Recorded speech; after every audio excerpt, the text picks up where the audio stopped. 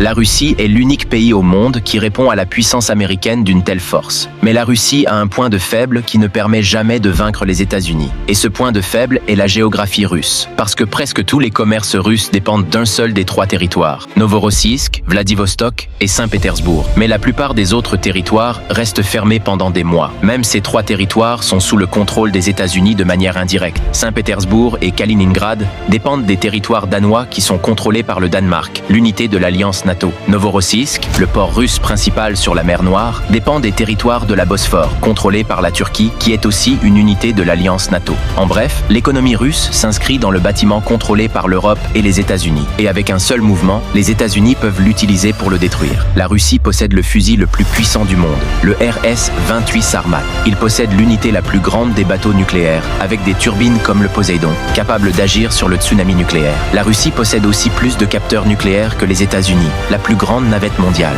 Et pourtant, la Russie n'est toujours pas capable de défendre les États-Unis. Qu'est-ce qui est le plus puissant, les armes nucléaires ou la géographie? Partagez votre avis dans les commentaires.